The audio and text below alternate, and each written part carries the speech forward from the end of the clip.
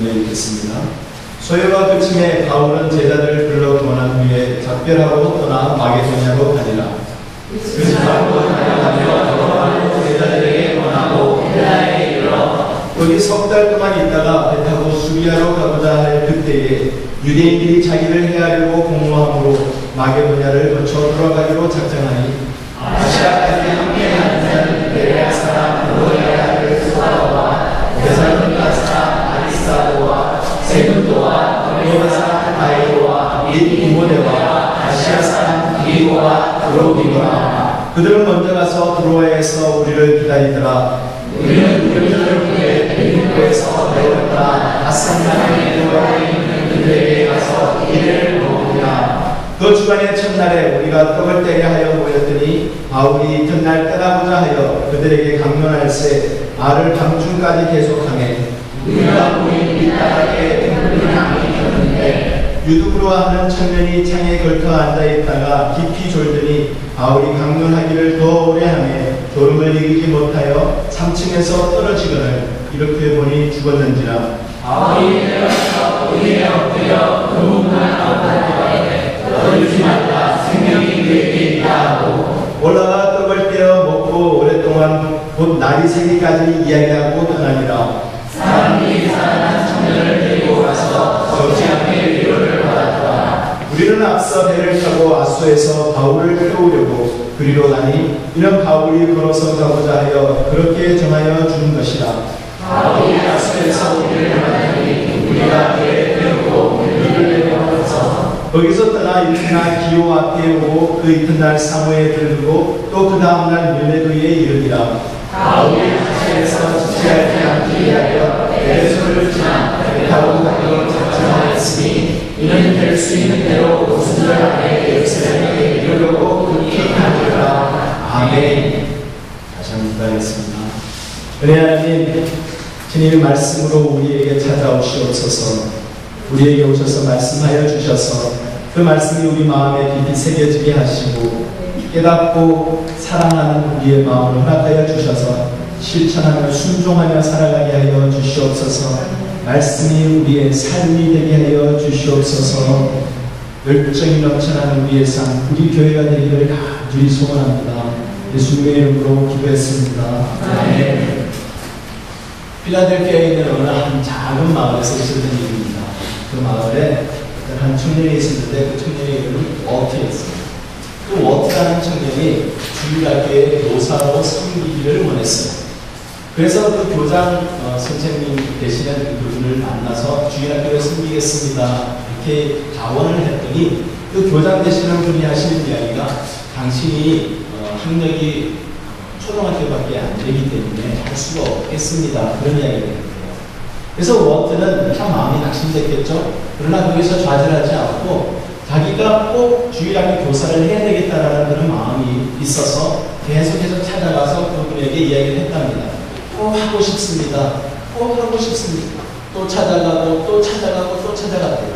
그랬더니 그 교장 선생님께서 하시는 이야기가 그러면 새로운 반을 만들어서 당신이 직접 나가서 아이들을 불러 모아서 새로운 반을 만들어서 그 반을 만드십시오 라고 이야기를 했었어요. 그래서 그 워트라는 그 청년은 바깥에 나가서 여러 아이들을 모으기 시작을 했습니다.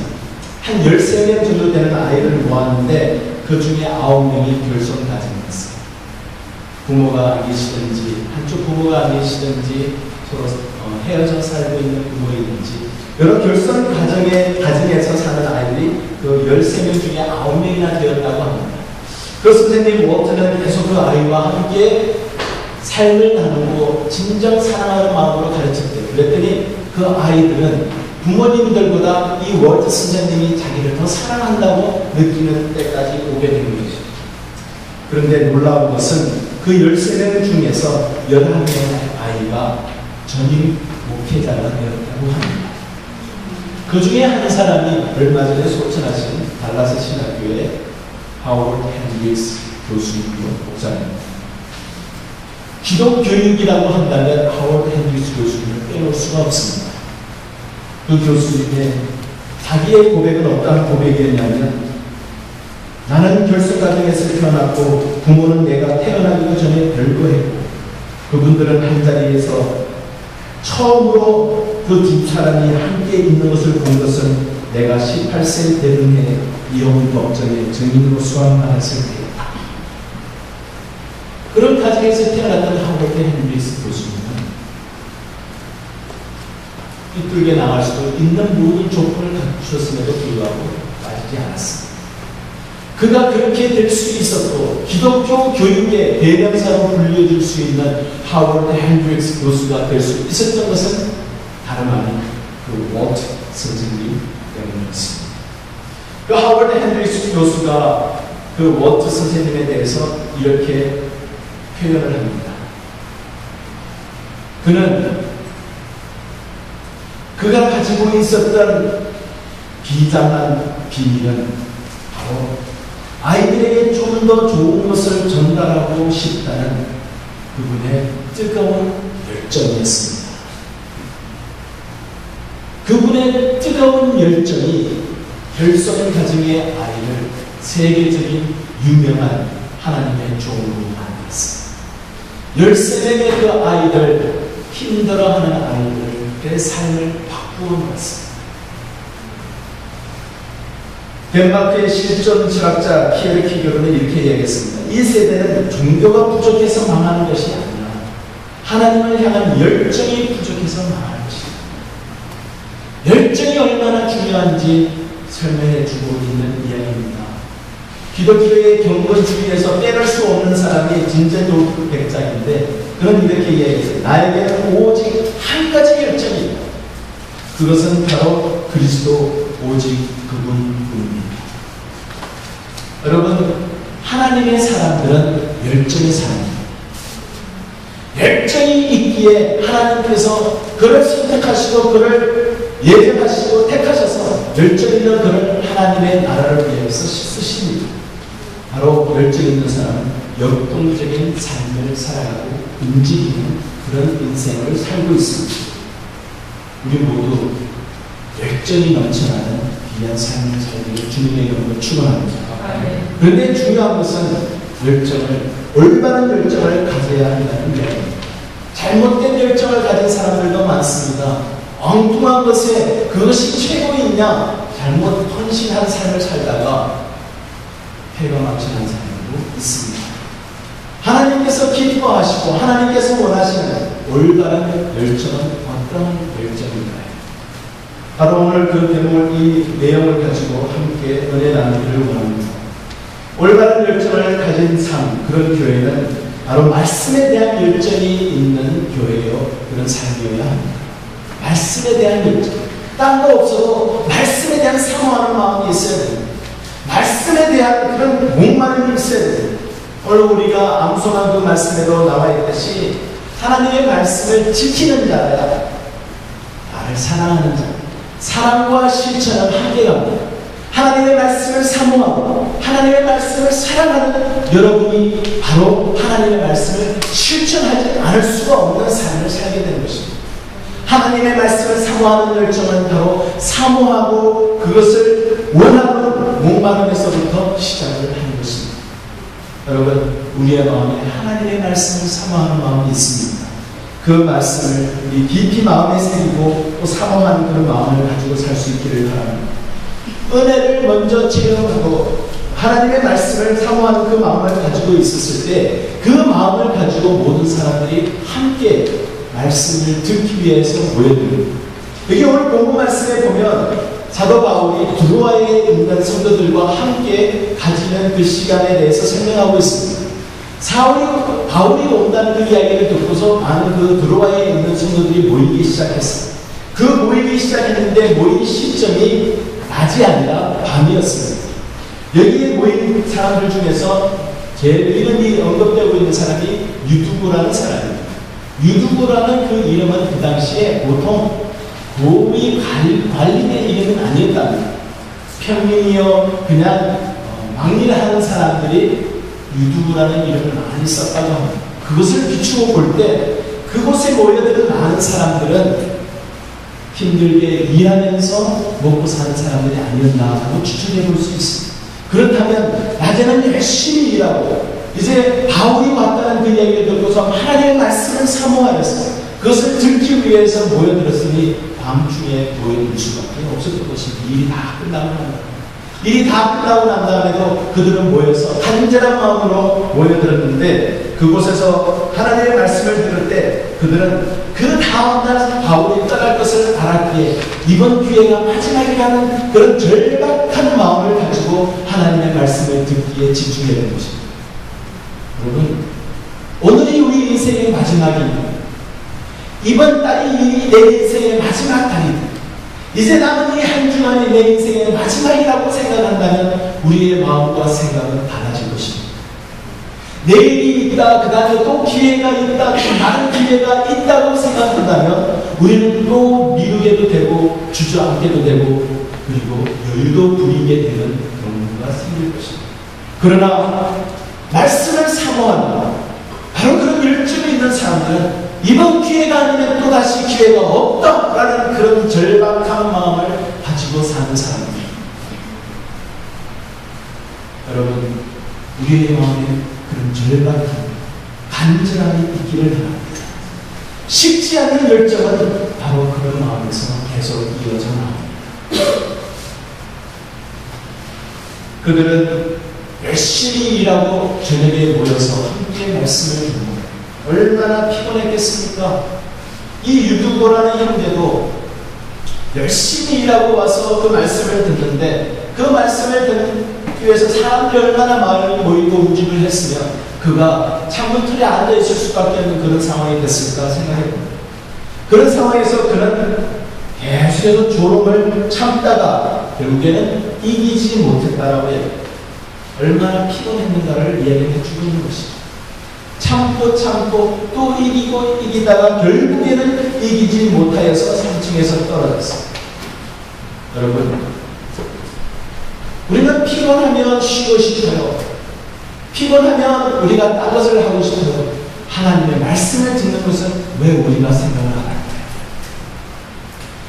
딴 것부터 먼저 하고 하나님의 말씀을 듣는 것이 아니라 우리가 다 일을 하고 난 다음에도 피곤하지만 쉬는 것이 우선이 아니라 말씀을 사모하고 말씀을 듣고 말씀을 읽고 말씀을 실천하고 그 삶이 먼저 우선인 사람이 바로 말씀에 대한 열정을 가진 사람입니다.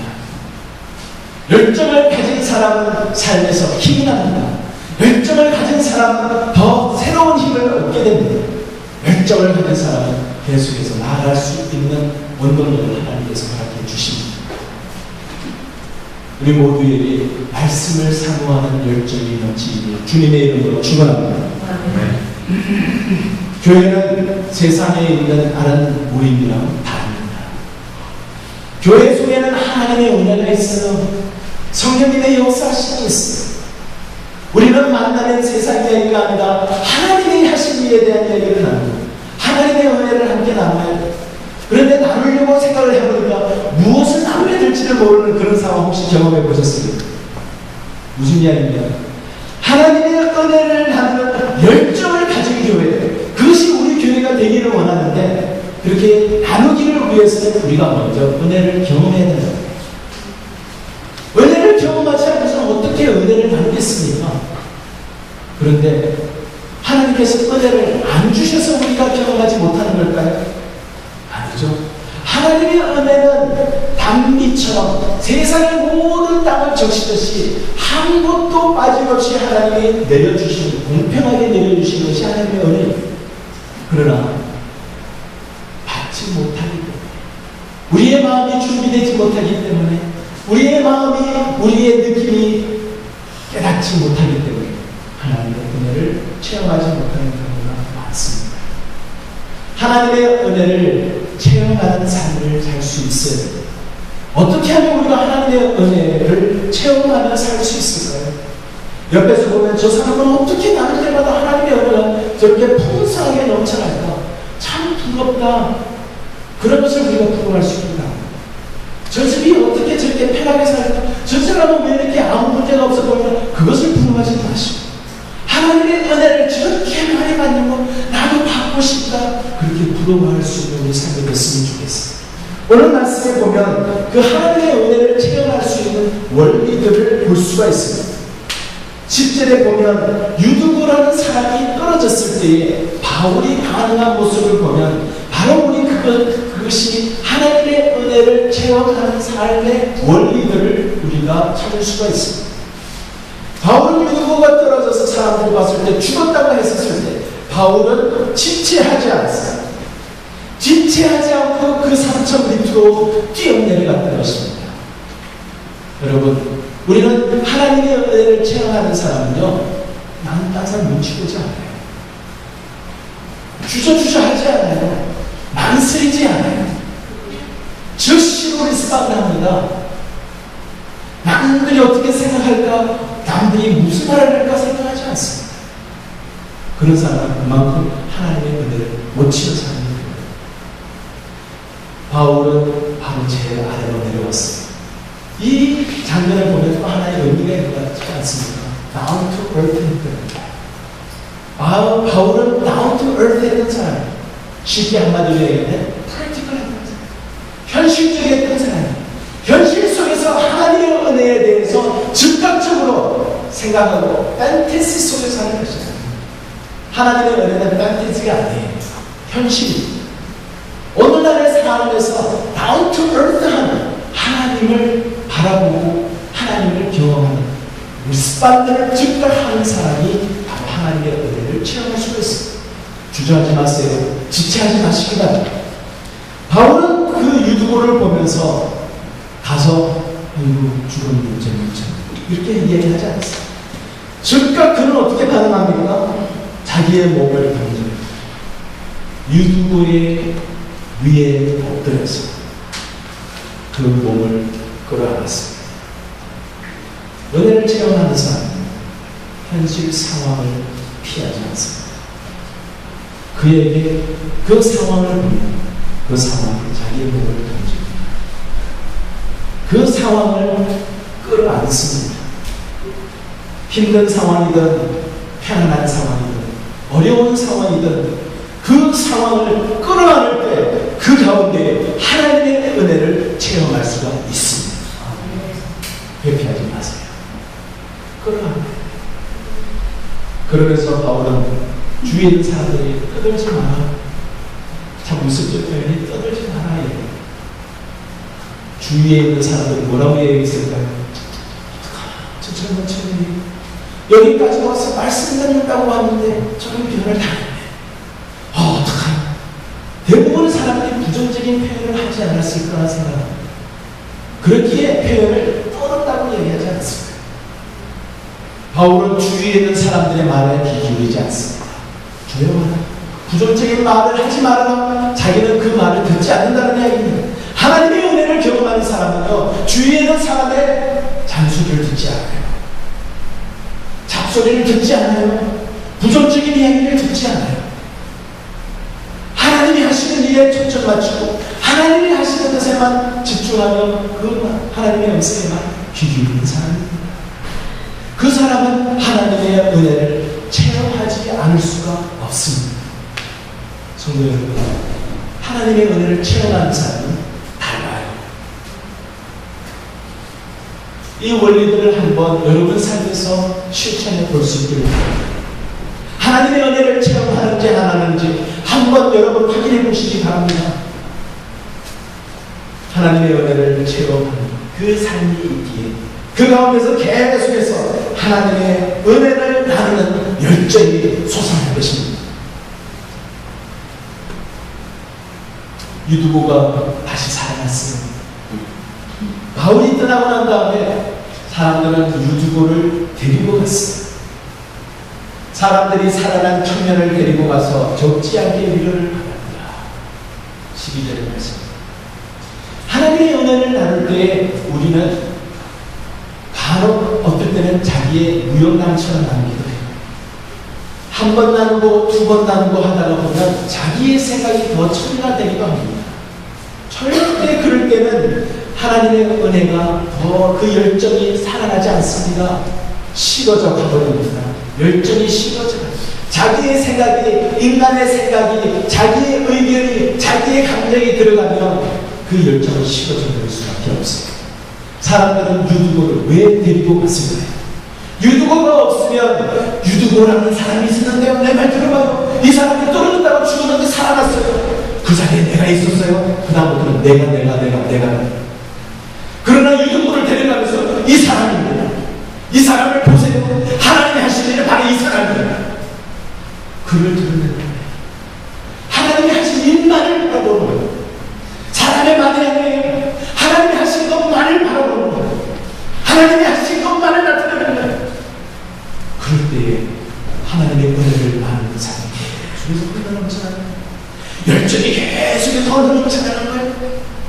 내 말은 절대로 빼버리고 하나님이 하신 것만을 바라보고 그 앞에다 내세우는 거예요.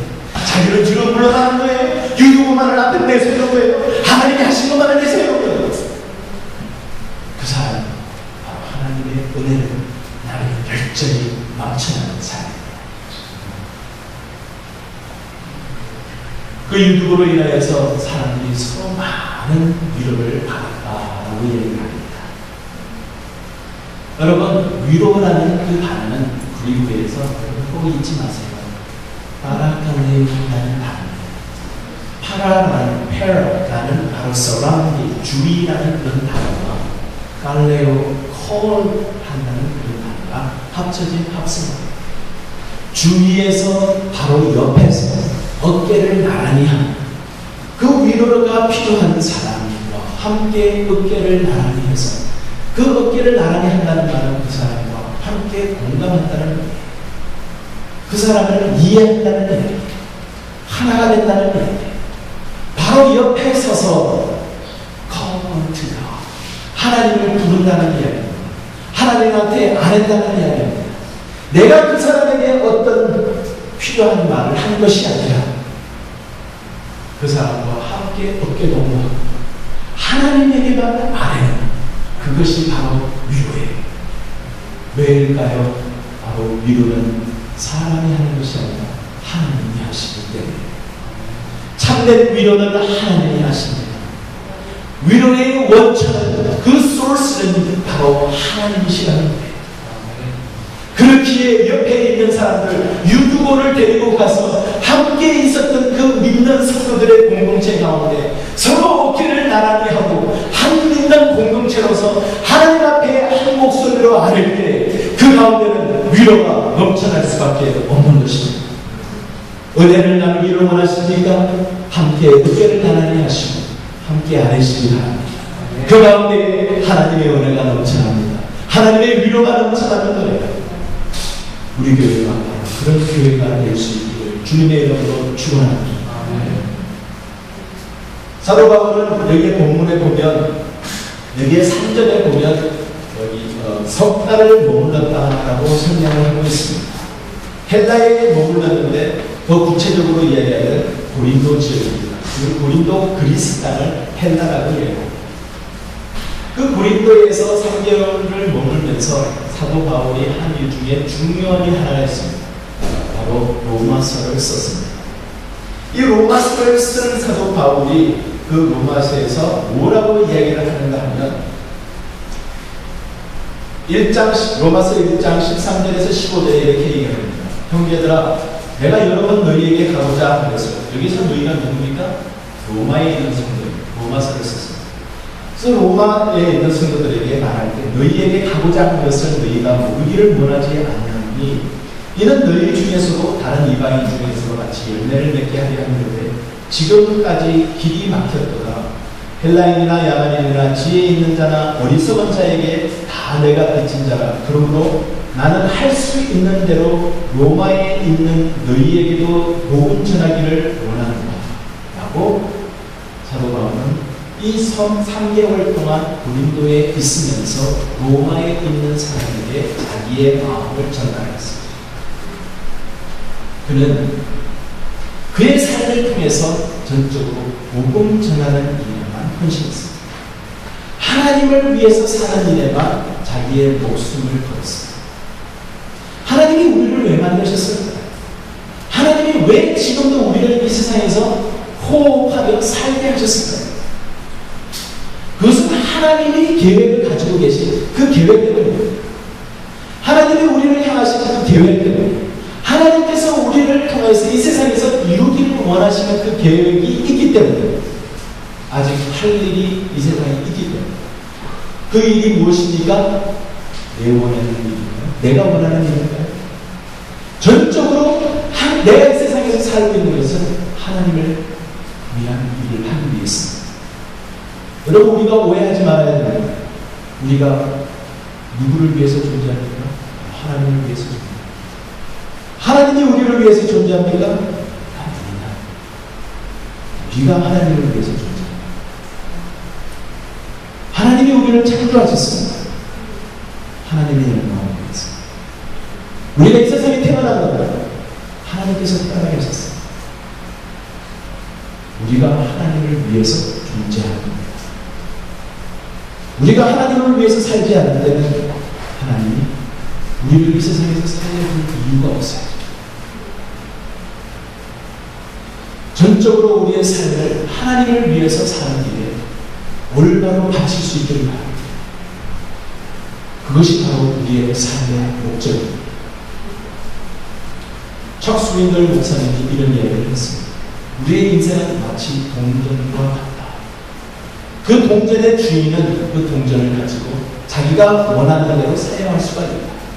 그러나 딱 한 번밖에 사용할 수가 없다. 여러분, 여러분의 인생을, 그 동전과 같은 인생을 어디에다가 쓰시겠습니까?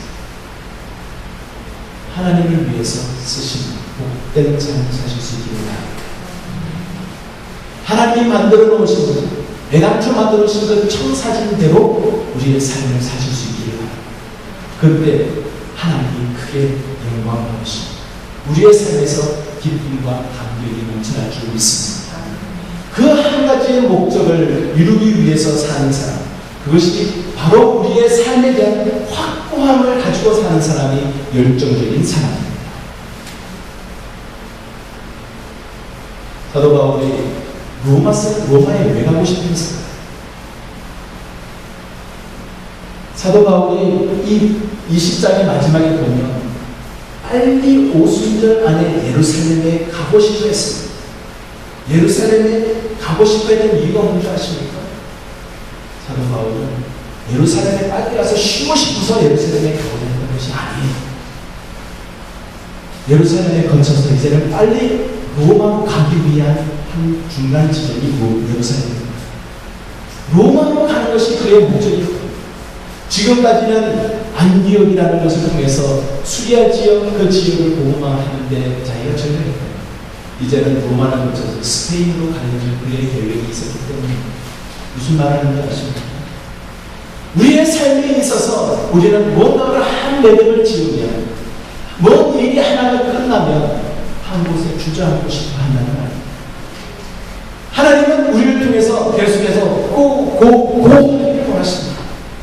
그것이 우리가 피곤하기 때문에 주저하려는 것을 싫은 것일까요? 아니에요. 하나님의 은혜를 체험하는 길로 또 가자, 또 가자. 하나님의 은혜를 또 체험하자. 그 말씀입니다. 우리는 주저앉아 있으려 하는 그 습성이 있기 때문에 그것은 열정이 있는 사람의 모습이 아니에요. 열정이 있는 사람은 또 그 다음을 생각합니다. 한 일이 끝나면 그 다음 일을 생각합니다. 10년의 계획이 끝나면 또 다른 10년이 계획을, 10년이 끝나기 전에 벌써 계획을 시작합니다. 그것이 삶의 목적이 확고한 사람, 열정적인 사람의 모습입니다. 신앙이 마찬가지예요. 성경 일도 끝났다. 이제는 성경 일도 끝났다. 이제 평생 가야 됩니까? 성경 일도이 끝났으면 끝나기 전에 또 다시 시작할 것을 계획하고 그것을 목적으로 삼아야 합니다. 1년이 끝나는 12월이 다가오면 여러분은 이제는 12월이 다가올수록 연이다, 쉬자 그렇게 합니까? 아니죠. 그렇다면 신앙에서 한 발짝 뒤지는 삶을 살 수밖에 없습니다. 그 다음을 계획을 해야 되는 것입니다. 어려움이 닥쳐오더라도 그것을 통해서 반대 세력을 물리칠 수 있습니다. 꿋꿋이 서갈 수 있어야 합니다. 사도 바울은 자기의 죽이려는 사람, 3절에 보면 유대인들이 자기를 해야 되고 공모하는, 바로 배 타고 가면 배 위에서 바울을 죽이려고 사람들이 공모했다는 거예요. 꼼짝없이 죽는 생활 속에서 그런 배를 탈 수가 없어요. 그러나 그 상황을 왜 하필이면 나는 이렇게 먼 길을 걸어가야 되나 라면서 투정되면서 걸어가지 않았어요. 그는 마게도냐를 거쳐서 돌아가기로 작정했다. determine 했다는 거예요. 자기 스스로가 마음에서 확신하고 결단했다는 거예요. 어려운 환경이 닥쳐오니까 여러분 다시 결단하시기 바랍니다. 어려운 길을 선택하는 것 마음하지 마시기 바랍니다. 그 다음에 옳은 것에 대해서 확고함을 가지고 나아갈 수 있기를 바랍니다. 그런데 우리는 보면 여러 가지 일들이 해야 될 일들이 참 많은 생각이 떠오를 때가 있습니다. 뭘 한 가지 일을 하려고 하면 꼭 여러 가지 일들이 동시에 생각이 나요. 이 일도 중요하고 저 일도 중요하고 꼭 뭔가를 계획을 세워서 가족들과 함께 좋은 여행을 가려고 하면 꼭 사고가 생기기도 하고 생각지도 못했던 다른 계획이 하고 생기기도 합니다. 여러분 사도 바울이 예루살렘으로 가는 그 길에 왜 아시아에 있는 성도들은 안 중요했습니까? 중요했죠. 그러나 그에게 우선순위가 있었기 때문에 먼저 생각해야 될 것을 먼저 생각하는 그런 삶이 우리의 삶에서 목적을 확고하게 잡아가는 열정적인 삶을 계속 지속할 수 있게 해줍니다. 먼저 우리가 구해야 될 것이 무엇입니까? 그의 나라와 그의 의를 구하라. 내 자신이 아니에요. 무엇을 먹을까? 그것은 다 내 자신입니다. 무엇을 입을까? 그건 내 자신입니다. 그런 것들 말이에요. 먼저 그의 나라와 그의 의를 구하라. 그리하면 이 모든 것을 나를 위해 모든 필요한 것들을 하나님이 채워 주시겠다고 약속하셨습니다. 우리는 하나님을 위해서 존재합니다. 하나님이 우리를 위해서 존재하는 건 아닙니다. 온전히 우리가 하나님의 것을 먼저 생각하리라. 하나님이 왜 나를 생각해 주시지 않으십니까? 그게 올바른 순서예요. 그때 우리의 삶에 목적이 확고하고 그것에 대한 열정이 끊이지 않는 우리 삶이 계속될 줄 믿습니다. 열정을 가진 자가, 올바른 열정을 가진 자가 최후 승리하는 자입니다. 하나님께서 팔 벌리시고 그 꼬린점 뒤에서 기다리고 계세요. 그 꼬린점을 향하여서 나가는데 바로 우리에게 하나님께서 열정을 가진 우리에게 허락하시는 것은 오직 여호와를 악망하는 자는 새 힘을 얻으리니 독수리가 날개치며 올라가 맡을 것이요 단박질하여 공비하지 아니하겠고 걸어가고 피곤하지 아니하리로다. 이 인생살이에 많은 힘든 상황들이 있어도 열정을 가진 자에게 하나님이 주시는 새 힘은 끊이지 않는 줄 믿으시기 바랍니다. 하나님을 악망하는 그 열정을 가지는 자에게 하나님이 또 새 힘 주시고 달려가도 피곤치 않고 또 달려도 하나님께서 새 힘을 주시는 그 하나님의 새 힘으로 가득 찬 우리의 삶이 이어질 줄 믿습니다. 바로 그런 삶이 우리의 삶, 바로 큰 사랑 성교교회의 삶이 주님의 이름으로 축원합니다. 함께 기도하겠습니다. 은혜 하나님, 참으로 우리의 삶에서